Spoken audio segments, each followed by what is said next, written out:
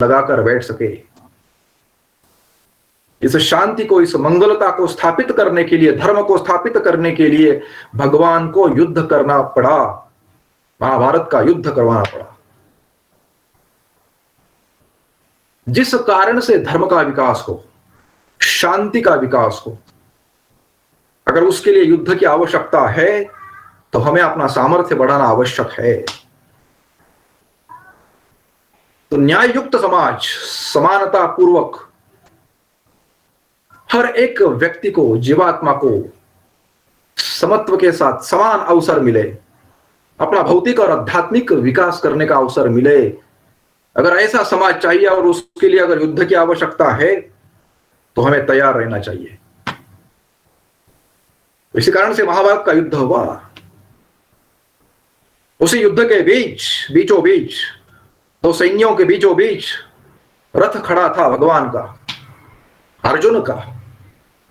शुभ शक्तियों के सामने अशुभ शक्तियां थी, तो अशुभ शक्तियों के सामने शुभ शक्तियां नपुंसक सिद्ध न हो, इस कारण से उस भोगवादी वर्ग के विरोध में भगवान को युद्ध छेड़ना पड़ा। कौरव भोगवादी थे, स्वार्थी थे, त्याग की भावना उनमें नहीं थी। और जहां भोग होता है वहां योग नहीं होता। इसी कारण से उस भोगवादी जो प्रवृत्ति, जो परिवारवाद है, उस परिवारवाद को समाप्त करने के लिए जिस युग में महाभारत के समान युद्ध करने की आवश्यकता भगवान को पड़ी, उस युग में भगवान अवतरित हुए और उन्होंने महाभारत के समान युद्ध किया। भगवान श्री कृष्ण के पहले भगवान श्री राम ने भी यही किया। वो भोगवाद, परिवारवाद, उसको समाप्त करने के लिए, अशुभ शक्तियों को समाप्त करने के लिए। तो महाभारत का अगर आप युद्ध देखें, वहां 3 प्रकार की चेतनाएं हम देख सकते हैं। एक तरफ कौरवों की सेना है, जहां दुर्योधन, दुशासन जैसे योद्धा खड़े हैं, बीच में अर्जुन खड़ा है और एक कृष्ण। दुर्योधन हम देखते हैं कि विचारहीन चेतना है, विचारहीन व्यक्तित्व है। परिवारवाद के कारण, धृतराष्ट्र के कारण, मेरे ही बेटों को अवसर मिले चाहे समाज का नुकसान क्यों ना हो, ये विचार, नैरो माइंड। उसी कारण से ये दुर्योधन वहां पे है, विचारहीन। दूसरा है अर्जुन, विचारवान है वो, उसके नाम में ही अरिजु। अरिजु का अर्थ होता है सीधा साधा, सरल व्यक्तित्व, समर्पित व्यक्तित्व। तो अर्जुन है, विचारवान अर्जुन है। और एक तीसरी चेतना है जो विचारहीनता और विचारवानता इससे परे है, वो है भगवान श्री कृष्ण, निर्विचार श्री कृष्ण। तो विचारहीन एक तमोगुण का प्रतीक है, विचारवान एक रजोगुण का प्रतीक है। तो ये तमोगुण, ये रजोगुण, इससे परे हमें जाना है। इसी कारण से भगवान गीता में मार्गदर्शन करते हैं, एक निर्विचार की स्थिति, एक पूर्णता की स्थिति। इसी कारण से भगवान के चरित्र अगर हम देखते हैं तो उन्होंने बचपन से ही संघर्ष किया। जब जो बालक थे गोकुल में, तब भी उन राक्षसों के साथ उन्होंने युद्ध किया था। क्या भगवान को युद्ध करने की मनीषा थी, इच्छा थी, भीतर वासना थी? नहीं थी। जिसको युद्ध करने की, जीतने की इच्छा नहीं है, वही युद्ध कर सकता है। जिसके भीतर कोई महत्वाकांक्षा है, जिसके भीतर या तमोगुण या रजोगुण के साथ वासनाएं होती है, ऐसा व्यक्ति अगर जीतता भी है तो फिर भी उसका पराभव ही होता है, वो पराजित ही होता है। जिसके भीतर किसी भी प्रकार का संकल्प या विकल्प नहीं है, जीतने की भी इच्छा नहीं है, ऐसा व्यक्ति ही जीतने के लायक है। क्योंकि जो अहंकार होता है वो एक इंफीरियरिटी कॉम्प्लेक्स में वो व्यक्ति जीता है। वो अपने आप को एक सिद्ध करना चाहता है समाज में कि मैं कुछ हूं। वो पहले से ही हारा हुआ है, इसी कारण से वो जीतना चाहता है। जो हारा हुआ ही नहीं है, जीतने की भी अभिलाषा नहीं है, ऐसा ही व्यक्ति युद्ध कर सकता है। तो भगवान कृष्ण ऐसे थे। तो बचपन से जो हमने देखा गोकुल में, जिस प्रकार से उन्होंने लीलाएं की, राक्षसों का वध किया, और फिर मथुरा में जाके कंस का वध किया, और वहां चाणूर और मुष्टिक जैसे मल्लों के साथ उन्होंने दंगल भी किया था, उनका भी वध उन्होंने किया था। तो भारत का जो मार्शल आर्ट है, उसका विकास भगवान श्री कृष्ण ने किया था। व्रज के जंगलों में मार्शल आर्ट का विकास भगवान श्री कृष्ण ने किया था। हम जो डांडिया रास जो खेलते हैं ना, ये उसी का एक रूप है। या हम कलारी पट्टू जिसे कहते हैं, कलारी पट्टू, तो उसके आचार्य प्रथम भगवान श्री कृष्ण ही है। और इसी कारण से आगे जाकर भगवान की जो नारायणी सेना थी, जिसको दुर्योधन ने मांगा था, उसको भयंकर मानते थे। नारायणी सेना जिसके साथ हो उसका वो हार ही नहीं सकता। भयंकर सेना थी नारायणी सेना। इसी कारण से, मार्शल आर्ट के कारण, भगवान श्री कृष्ण की जो मांसपेशियां थी बहुत ही मृदु थी, कोमल थी। और जब वो युद्ध करते थे तो उस समय वह विस्तृत हो जाती थी, कठिन हो जाती थी। और ऐसे ही लक्षण कर्ण और द्रौपदी में भी थे। भगवान श्री कृष्ण के जीवन में जो उन्होंने भयंकर युद्ध किया था,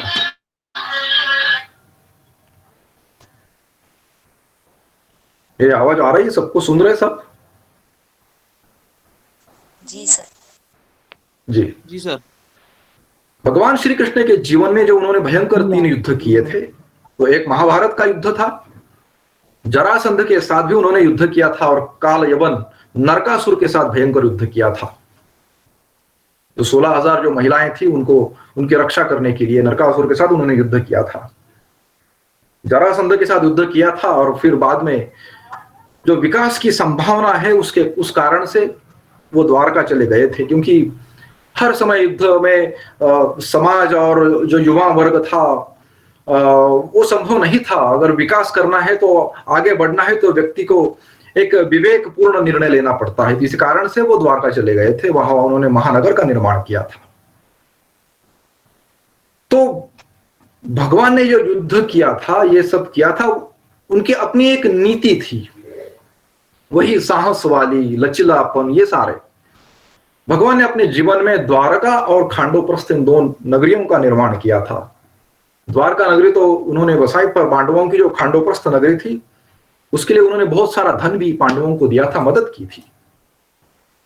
और उस युद्ध के क्षण, महाभारत के युद्ध के क्षण, उन्होंने 5 जन्य शंखनाद किया था, उनके शंख का, और सुदर्शन चक्र का भी उपयोग किया था।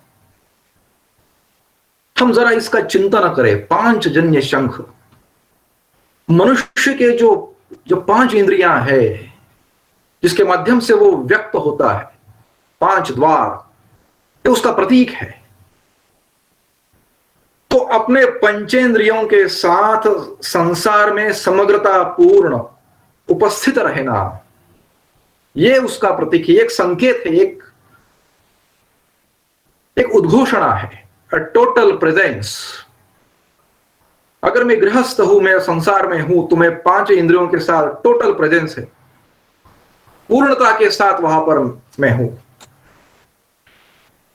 तो भगवान जब पंचजन्य शंख का वहां नाद करते ही, तो इसका अर्थ यह हुआ कि वह अपने पूरे चेतना के साथ वहां पर उद्घोषित अपने आप को उन्होंने किया है।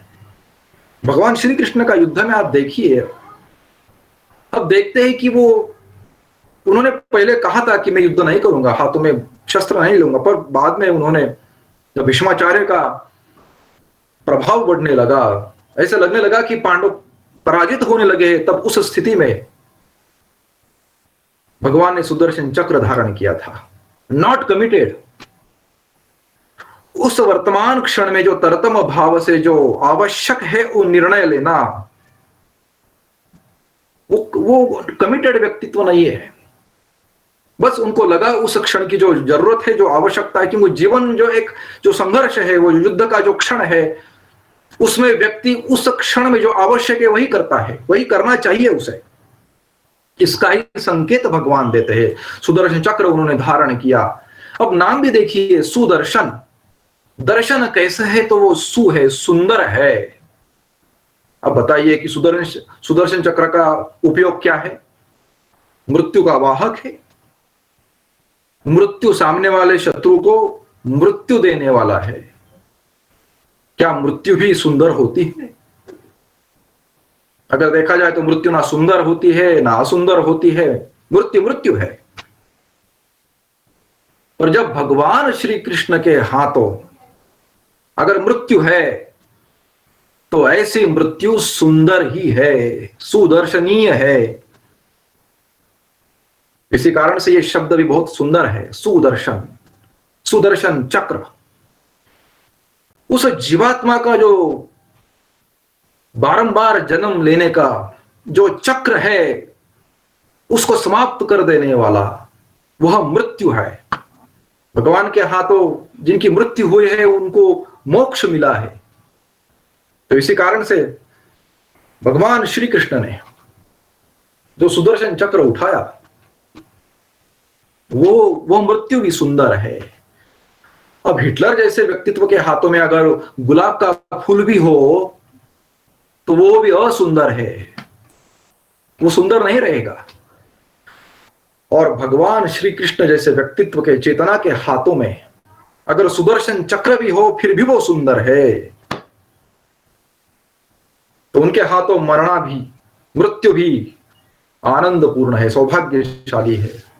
तो इसी कारण से सुदर्शन, तो ये निर्णय भी स्पॉन्टेनियस है। सुदर्शन चक्र धारण करना है, एक सहजता का वो प्रतीक है। भगवान Shri Krishna moment to moment जिए, उस क्षण में जीना, और यही पूर्णता का रहस्य है। अगर कोई भी व्यक्ति मोमेंट टू मोमेंट जीवन जी रहा है, ना उसे भूतकाल की जो स्मृतियां, भविष्य की कल्पनाएं, वर्तमान अभी जो है इस क्षण का जो सत्य है उसका स्वीकार करना, उसी में जीना, तो यही समता, यही संतुलन भगवान श्री कृष्ण ने बताया। कोई विद्वान लोग कहते हैं कि भाई बुद्ध नहीं, युद्ध चाहिए। भीतर अगर बुद्धत्व को जगाना है तो बाहर श्री कृष्ण के समान सुदर्शन चक्र धारण करना आवश्यक है। क्या करें? तो इसी कारण से तरतम भाव से जीना होगा। एक हाथ में विष्णु हम देखते, एक हाथ में कमल का फूल है, दूसरे हाथों में सुदर्शन चक्र है। दोनों संभावना है। जीवन के संघर्ष में पूर्णता तभी मिलती है जब व्यक्ति एक संतुलित, एक बैलेंस जीवन जीता है। समत्वम योग उच्चते। ये जो समत्व है, एक हाथ में कमल का फूल है, दूसरे हाथों में सुदर्शन चक्र है, दोनों संभावना में रखता हूं, और इसी को हम सहिष्णुता कहते हैं। सामने वाला सोचे उसको क्या चाहिए, क्या उसे शांति चाहिए या क्या उसे युद्ध चाहिए। हम सनातन धर्मी, हम हिंदू दोनों के लिए तैयार है। शांति चाहिए तो हम शांति देंगे, हमारे भीतर वो बुद्धत्व है। हम पीपल वृक्ष के नीचे बैठकर हम बुद्धत्व को उपलब्ध हो सकते हैं, और समय आने पर हम सुदर्शन चक्रधारी भी बन सकते हैं। शस्त्र और शास्त्र दोनों की संभावना हमारे पास है। आपको सोचना है कि क्या चाहिए। तो एक कम समय में बहुत बड़ा ये विषय है। तो इस विषय पर मैं एक पुस्तक का भी निर्माण कर रहा हूं। आगे थोड़ा सा एक विषय का हम चिंतन करें। भगवान श्री कृष्ण ने कहा है कि, गीता में कहा कि 4 वर्णों का निर्माण उनसे हुआ है। इसके ऊपर हम थोड़ा चिंतन करते हैं। भगवान श्री कृष्ण तो हमने कहा है वो पूर्ण पुरुष थे। 4 वर्ण को उन्होंने जिया था। दूध दही उन्होंने बेचा था, वो वैश्य भी थे। लड़ाइयां खेली थी, वो क्षत्रिय भी थे, भगवत्ता पूर्ण थे, भगवान ब्राह्मण भी थे। उन्होंने सेवा की, अपने गुरु की सेवा की, अपने मित्र की सेवा की, शूद्र भी थे। ये सब उनके भीतर था, चार वर्ण। उनकी पत्नियां आप देखिए, रुक्मिणी क्षत्रिय थी, सत्यभामा वैश्य थी, उनकी जांबुवंती वो वनवासी समाज की थी। तो ये भेद कहीं भी नहीं था, क्योंकि एक तो कलयुग का आरंभ था और कलयुग में सारे वर्ण समान हैं। तो समता का सही परिचय भगवान श्री कृष्ण ने गीता में दिया है। सभी वर्णों को समता से तप और मोक्ष का अधिकार उन्होंने दिया। वाल्मीकि रामायण की मुझे याद आती है, वह वाल्मीकि रामायण में नारद और भगवान श्री राम का संवाद है। अब जो सम्मान, जो समानता भगवान श्री कृष्ण ने दी, स्त्रियो वैशास्तथा शूद्रो स्तोपि यान्ति पराम गतिम, शूद्र है, क्षत्रिय है, ब्राह्मण है, वैश्य है, स्त्रियां, सबको समता से सबको अवसर है, मोक्ष का अवसर है, सबको धर्म का अवसर है। पर पहले ऐसा नहीं था। नारद का और भगवान श्री राम का संवाद है कि जब सत्ययुग था, ब्राह्मण सदा राजन न तपस्वी कथंचन, सत्ययुग में जो ब्राह्मणत्व था, जो ब्राह्मणता है, ब्राह्मणत्व था, उसकी ही प्रधानता थी। तो इसी कारण से सारे लोग ब्राह्मण ही थे। तस्मिन् युगे प्रज्वलिते ब्रह्मभूते त्वनावृते, उस ज्ञान के तेज से प्रज्वलित था समाज। और धीरे धीरे पतन होने लगा, धीरे धीरे। अमृत्य वस्तुदा सर्वे जद्गिरे दीर्घदर्शिनाः ततस्त्रेता युगम नाम मानवानाम उपुष्मताम, क्षत्रिया यत्र जायन्ते पूर्वेण तपस्वान्विताः। पर धीरे धीरे जैसे पतन होने लगा, समाज के जो बहुत सारे जीव, बहुत सारे व्यक्ति, उनका पतन धीरे धीरे होने लगा, अज्ञान के कारण होने लगा। जो ब्रह्म भाव में रहने वाले जो आत्माएं थी, धीरे धीरे उनका पतन होने लगा। और फिर वैश्य वर्ण का निर्माण हुआ उस अज्ञान के कारण। और देखिए, जिसका पतन होता है उसको फिर से एक बार अपने आप को, अपनी चेतना को उच्च स्तर पर जाने का उसका अधिकार है।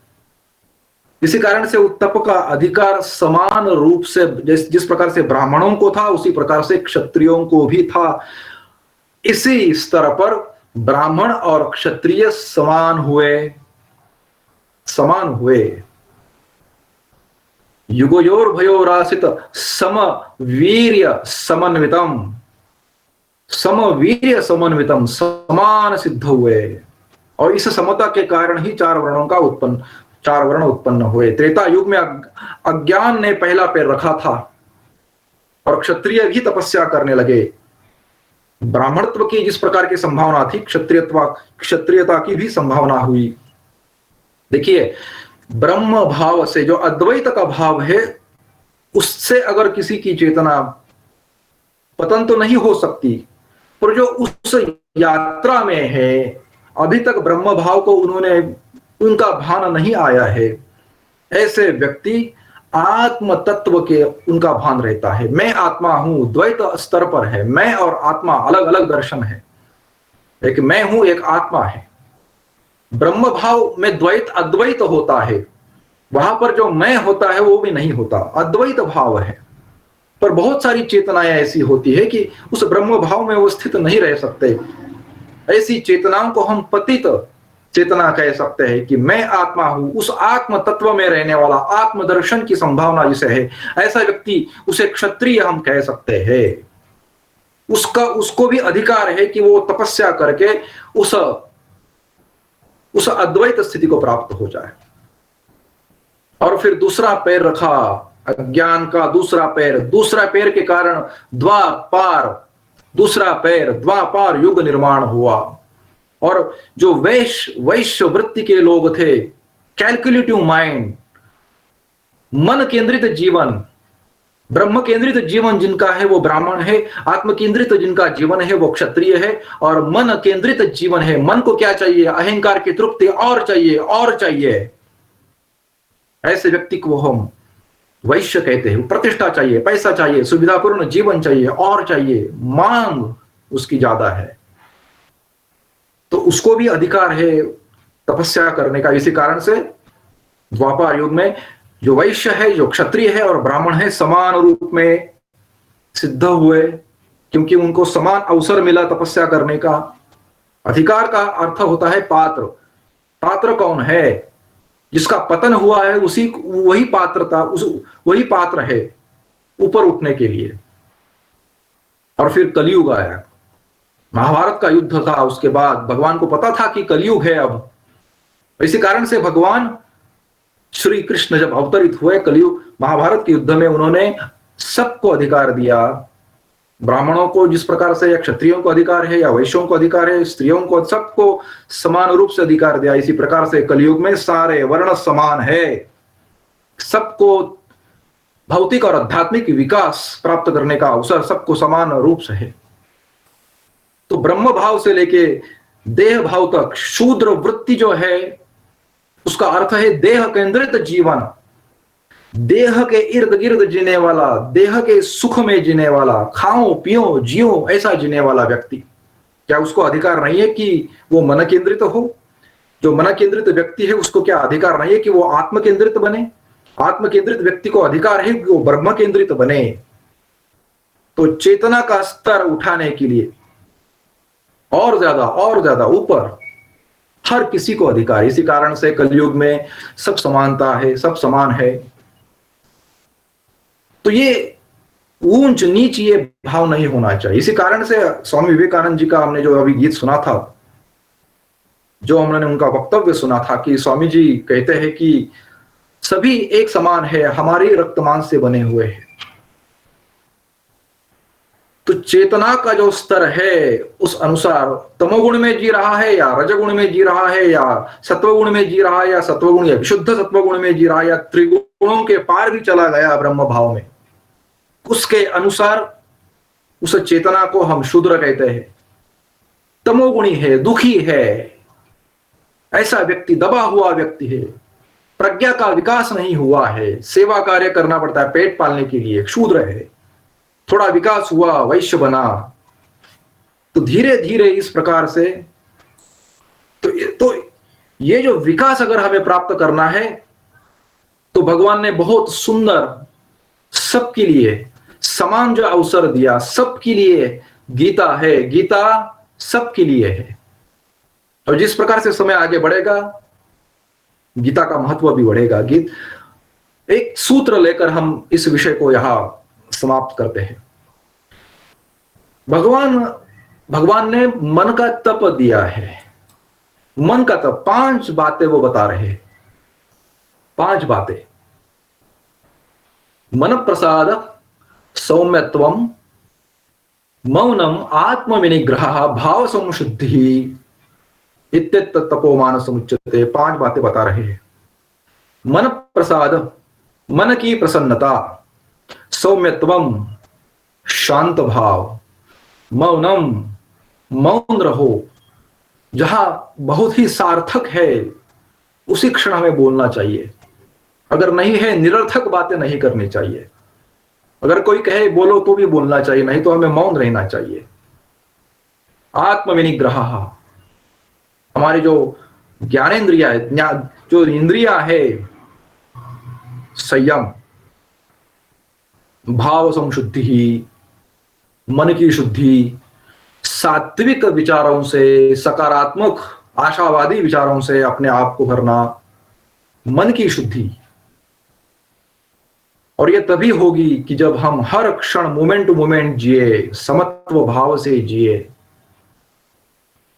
तो देखिए, हम जब बहुत खुश होते हैं तो क्या होता है, हमारे शरीर पर भी उसका परिणाम होता है।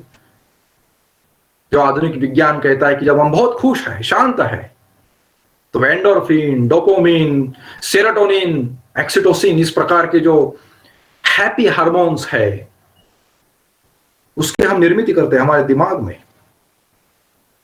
जब हम तल्लीन होते हैं, किसी किसी विषय में हम एक एक तल्लीन भाव से काम करते हैं, तो हमारे दिमाग का जो एक सिस्टम है, TPN, टास्क पॉजिटिव नेटवर्क, वो तैयार होता है, और उस कारण से हमें बहुत काम करने के पश्चात भी हम अनंत शांत भाव से, अनंत समत्व भाव से जीते हैं। तो हर क्षण समत्व भाव से जीना है, अनंत शांत भाव से जीना है। दो प्रकार की मानसिक मनोविज्ञान मैं बता रहा हूं, दो बातों से। एक तो हम क्या कर सकते हैं कि किसी भी क्रिया का आरंभ हम शून्य भाव से कर सकते हैं, दृष्टा भाव से कर सकते हैं। मैं काम कर रहा हूं, ना मैं फल के विषय में सोचता हूं, ना वर्तमान स्थिति में, ना भविष्य की स्थिति में सोच रहा हूं। जो मैं काम कर रहा हूं दृष्टा भाव से कर रहा हूं।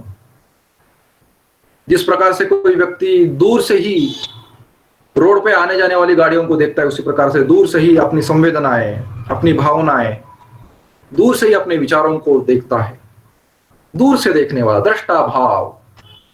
तो एक ये तरीका है ताकि हम उस समत्व को उपलब्ध होए। और दूसरा तरीका है, जो भी क्रियाएं हो रही है मैं उस क्रियाओं को भगवान को समर्पित कर दूं, जो भी क्रियाएं हो रही है भगवान को समर्पित कर दूं, और मैं एक अलिप्त भाव से मेरा जीवन जीऊं। तो ये दो दो चीजें हैं, या तो मैं दृष्टा भाव से देख रहा हूं, या तो मैं सारी क्रियाएं, मेरा भाव, मेरी भावनाएं, जो भी मेरे हाथों हो रहा है हर क्षण भगवान को मैं समर्पित कर रहा हूं। तो इस कारण से क्या होगा कि जो भी हमारा जो प्रारब्ध है उसका हम निर्माण नहीं करेंगे, प्रारब्ध नहीं बनेगा, उसके संस्कार नहीं बनेंगे, और धीरे धीरे धीरे अपना मन शुद्ध होता जाएगा, और एक क्षण उस समाधि की स्थिति हमें उपलब्धता, उस समाधि की स्थिति हमें मिलेगी और हम मुक्त बन जाएंगे। तो ये कुछ विषयों पर हमने चिंतन किया है, बहुत गहन विषय है। इस पर मैं कार्यशालाएं भी लेता हूं, इस पर एक पुस्तक का भी निर्माण मैं कर रहा हूं। तो इस अवसर पर विवेकानंद केंद्र, कन्याकुमारी, छत्तीसगढ़ विभाग, सब जो वरिष्ठ गण है,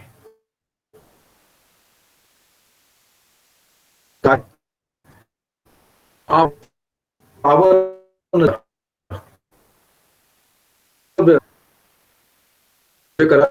जो के लिए बहुत आभार।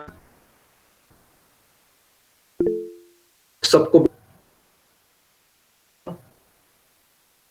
से जो है आप हो के असर, और एक भाव है शब्द पूरा सुदेव।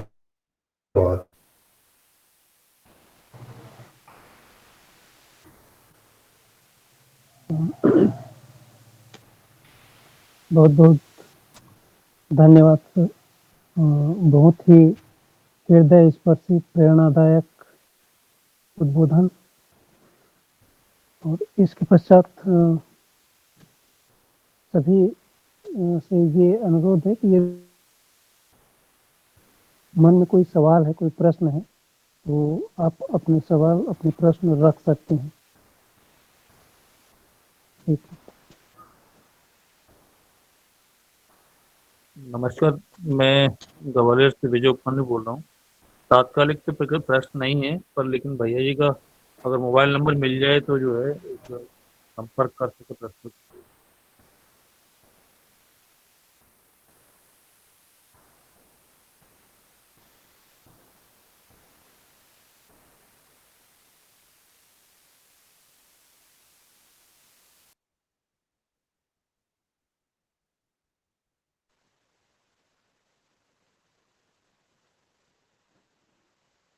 विजय भैया, मेरे पास नंबर है इनका भैया का, तो मैं आपको दे दूंगा मैं, है। धन्यवाद, बहुत अच्छा मार्गदर्शन मिला, बहुत बहुत हार्दिक धन्यवाद। कई नए पहलुओं पर जो है आज प्रकाश हुआ है, और गीता के सानिध्य में तो बहुत पहले से हैं, फिर भी एक नई दिशा मिली है। बहुत बहुत धन्यवाद इस आयोजन के लिए भी और मार्गदर्शन के लिए।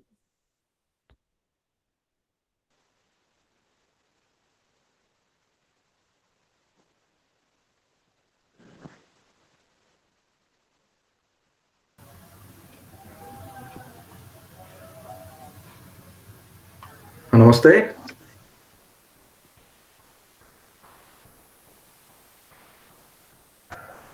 आप सुन रहे हैं, मुझे सुन सकते हैं?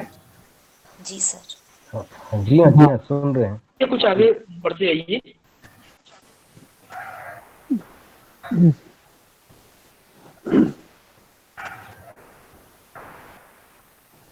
चलिए। जी सर, इसके पश्चात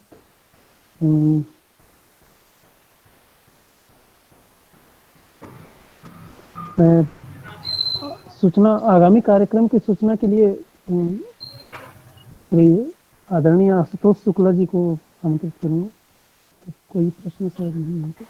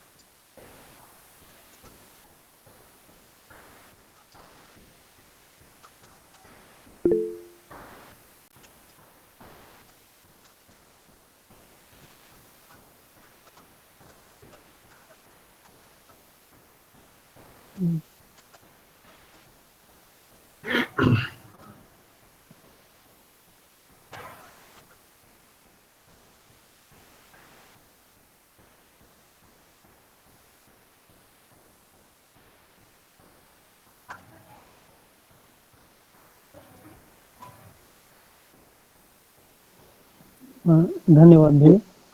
फॉर्म की लिंक जो है इस कार्य के बाद रहेगी, अभी से नहीं करना, सेव कैसे करना?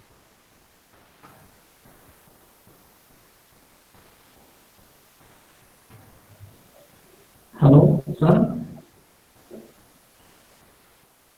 हाँ, फॉर्म की जो लिंक है ना, गूगल फॉर्म में परमिशन मांग रहा है, नहीं हो पा रहा है गूगल फॉर्म सबमिट।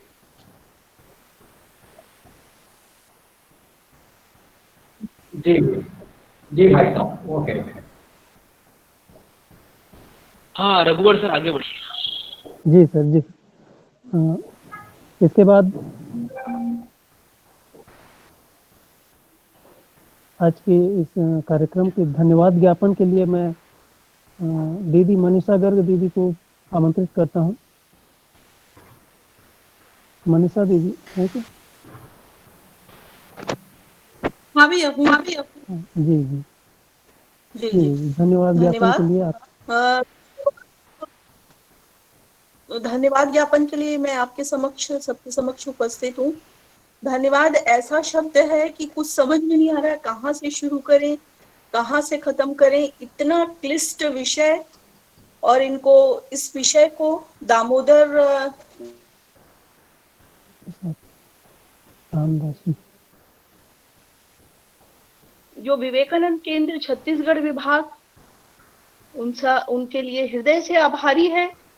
उन्होंने इतने विषय को इतनी व्यापकता से बताया है कि इसमें लगता है समझने में हमें कई साल लगते, लेकिन हमें बहुत कुछ समझ में आया है इस विषय में। और आधुनिक जीवन में अभी हम देख रहे हैं, वैज्ञानिकता की दृष्टि से देखें तो वास्तव में कृष्ण जी का जो चरित्र है वो अनुकरणीय है। हमें लगता है हम कुछ चीजों को देखने, गीता में जैसा बताया है, यदि हम उनमें एकता है, संतुलन है, कैसे समय के अनुसार उन्होंने निर्णय लिए हैं, उन सब चीजों को यदि हम अपने जीवन में उतारें तो वास्तव में हमारे यहाँ जो परंपरा है, जाति प्रथा है, अलग अलग है, तो हर व्यक्ति में हर गुण, एक गुण वही व्यक्ति वैश्य शूद्र क्षत्रिय सब कुछ होता है, उन्होंने बताया।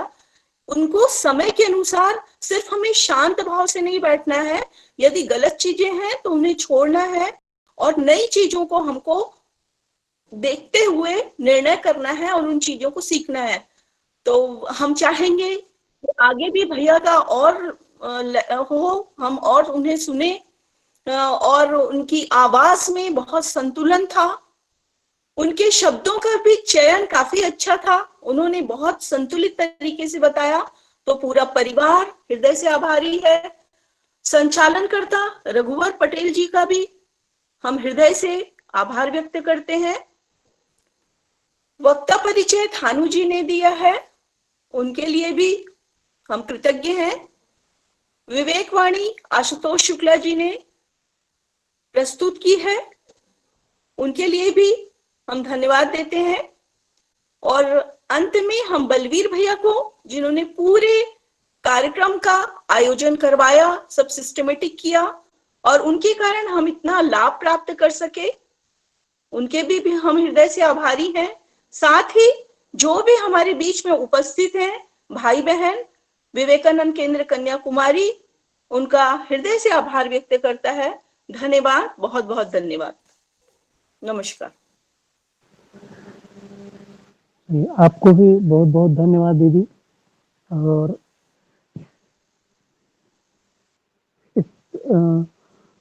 इसके पश्चात कार्यक्रम के समापन शांति मंत्र के साथ होना है, तो इससे पहले यदि कुछ कहना हो तो बलवीर भैया और कुछ बस ये शांति मंत्र है, शांति मंत्र कर दीजिएगा। बलवीर जी 1 मिनट बोलूं क्या मैं? हाँ सर। जी बोलिए। हाँ हाँ, सभी को बहुत बहुत धन्यवाद तो सबका हो गया है। दामोदर जी के बारे में एक चीज और बताना चाहूंगा कि एक बहुत अच्छे नाटककार भी हैं। आपने एक मंचन किया था विवेकानंद जी का पूरा जीवन परिचय पर बिलासपुर में, तो ऐसे वक्ता को सुनकर, ऐसे कलाकार को सभी ने देखा और सबको धन्यवाद, बहुत बहुत धन्यवाद। धन्यवाद सर। इसके पश्चात शांति मंत्र बलवीर सर आप दोहराएंगे? जी भैया मैं दोहरा लूंगा मैं, है ना? जी जी जी जी। चलिए, शांति मंत्र के लिए सभी सावधान मुद्रा में जहां बैठे हैं, जहां है वहीं सावधान होकर बैठ जाएं, रीढ़ की हड्डी सीधी, ज्ञान मुद्रा के साथ मेरे साथ बलवीर सर दोहराएंगे। सर्वे भवन्तु सुखिनः, सर्वे भवन्तु सुखिनः, सर्वे सन्तु निरामया, सर्वे सन्तु निरामया, सर्वे भद्राणि पश्यन्तु, पश्यन्तु, मा कश्चित् दुःखभाग् भवेत्। कश्चित् दुःखभाग् भवेत्। ओम शांति शांति शांतिः। ओम शांति शांति शांतिः।